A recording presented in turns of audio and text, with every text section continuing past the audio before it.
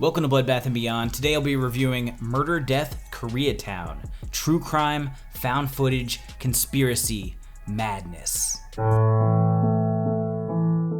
After his neighbor's real-life murder, an unemployed man goes down the rabbit hole investigating what he believes to be a conspiracy. I want to give a shout out to Rodder Reviews who put this on my radar because he made a vague tweet saying he just watched something that he needs to talk about, which I'm like, okay, what is it? What is it? He recorded a video with no footage, just like completely raw, and just uploaded it and said, you need to watch this. And his review intrigued me. I'm a big true crime fan. I love documentaries and I love the idea of this movie. The fact that this revolves around an actual murder that happened in Koreatown, Los Angeles, and it could even be potentially where this was shot. Like, I'm not 100% or anything, but that's what's cool about this whole situation is the fact you don't really know what's real and what isn't because it blends lines very, very well. You basically follow this cameraman who's shooting everything on his phone, and he finds some blood and he finds some graffiti on the walls in Korean, and he starts to put together this like web of stuff that's not really related at all, but in his head it all makes sense, and he's basically just making something out of nothing. So yes, there's a murder, but from my understanding and my research, like, it did exist, but it seems just like a woman killed her husband and that's it. The cameraman in this situation is trying to make it bigger than it actually is. He conducts various interviews with people that seemingly have no idea what he's talking about.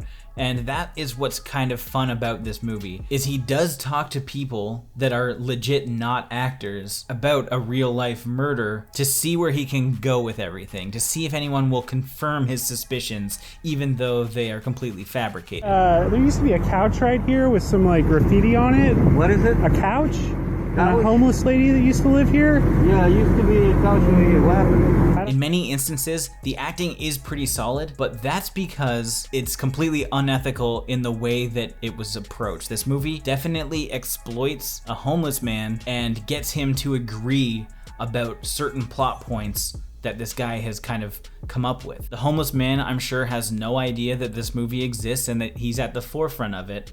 However, he is exploited and coaxed into giving the answers that the filmmaker wanted him to give. I didn't hear a sound, but I saw the light from inside that garage over there. And it has to do with a murder?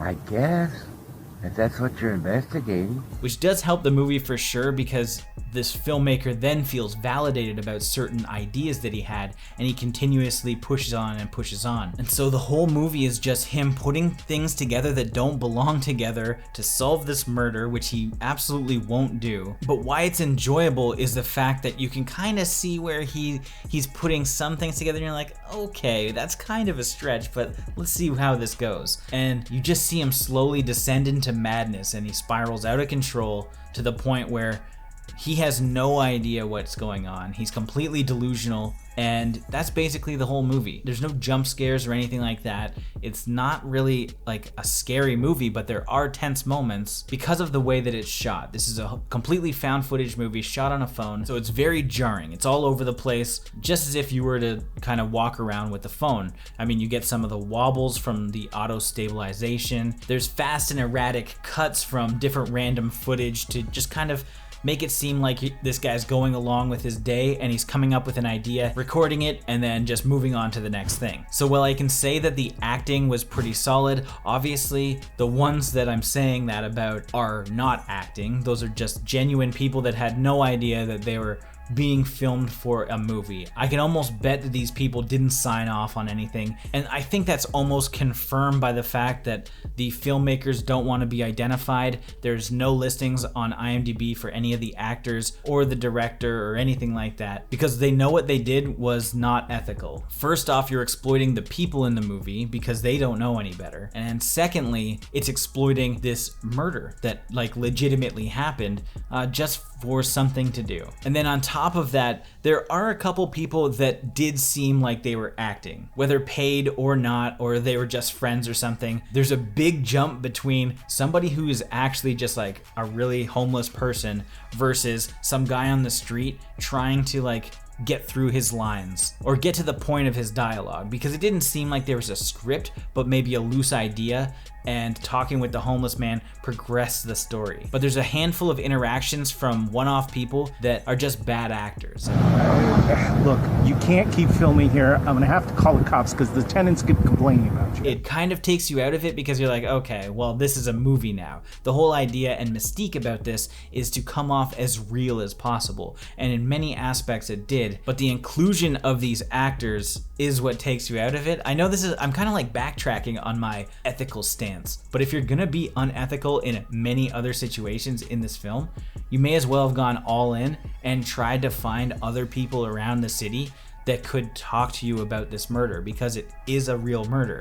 It could have happened, but maybe it was a little bit more difficult to do. At the end of the day, I did enjoy watching this, but I don't really know why. Like, there's no big like story arc. It's just this guy consistently going from kind of normal to basically full-blown crazy by the end. But I like the realism and just like how gritty it felt. Like, it's just a guy picking up a phone and trying to figure things out by himself. I thought that was a really cool concept, and the way that they're marketing it or whatever it is by not showing who the filmmakers or anybody involved is, I think that's genius, because it's gonna have people looking into it. And even on the end card it says like, don't look into this movie, and that can be seen as trying to deter people from thinking it's actually plausible, or it's, hey guys, like, we don't want you finding us because we know what we did was not the best way to have done things.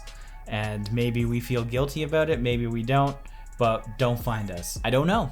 And that is intriguing in itself. Again, the downsides are definitely gonna be the shaky cam, because it is all over the place. So if you don't like shaky cam, you're gonna be thrown off. You'll probably hate certain aspects, especially when it comes to like when the phone is pointed at the ground and stuff. And the acting wasn't good from the people that seem to be hired actors. Like, I think if those people were going to be included, then they needed to be stronger actors. Otherwise, cutting them out of the film and maybe just showing a picture of their face and talking about a conversation that you had, I think that could have been better, because that is done throughout the remainder of the film after their initial conversations. This isn't a movie that I think that everybody needs to rush out to see, but it is an interesting watch. It doesn't break any ground, but much like the character in the film, he makes something out of nothing, and the filmmakers here made something out of nothing. They came up with an idea, it seemed like they just built upon it as they went, and that's it. So I'm gonna give this 2.5 chairs with graffiti on it out of 5. As always, thank you for watching. Like this video and comment below with your thoughts on the film if you've seen it. If you haven't and you do want to check it out, links are in the description. And if this is your first time here, make sure you subscribe to the channel to stay up to date with everything